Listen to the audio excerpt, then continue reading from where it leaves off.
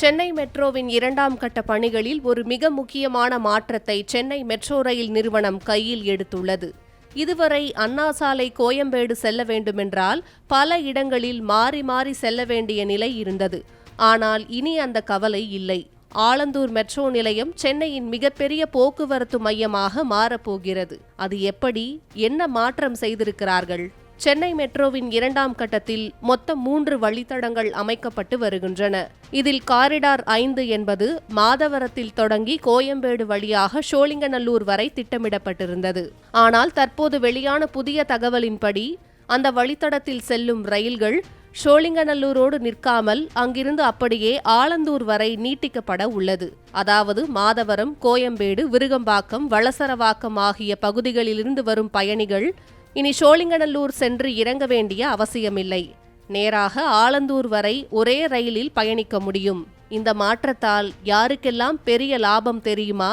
குறிப்பாக மடிப்பாக்கம், உள்ளகரம், புழுதிவாக்கம், ஆதம்பாக்கம் மற்றும் வானுவம்பேட்டை ஆகிய பகுதிகளில் வசிப்பவர்களுக்கு இது ஒரு பெரிய ஜாக்பாட்.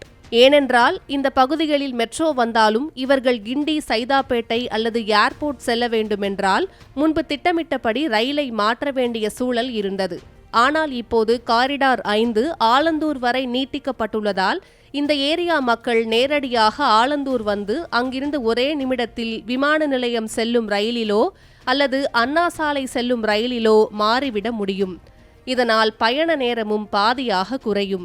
ஏற்கனவே ஆலந்தூர் மெட்ரோ நிலையம் கிரீன் லைன் மற்றும் ப்ளூ லைன் சந்திக்கும் இடமாக பரபரப்பாக இயங்கி வருகிறது. இப்போது ஃபேஸ் 2வின் காரிடார் 5ம் இங்கே வந்து இணைவதால் ஒரே இடத்தில் 3 மெட்ரோ வழித்தடங்கள் சந்திக்கும் சென்னையின் முதல் மற்றும் ஒரே நிலையமாக ஆலந்தூர் மாறப்போகிறது. மாதவரத்திலிருந்து வரும் ரயில்கள் போரூர், ராமாபுரம் வழியாக வந்து மடிப்பாக்கம் வழியே ஆலந்தூரில் முடிவடையும் வகையில் இந்த திட்டம் மாற்றி அமைக்கப்பட்டுள்ளது.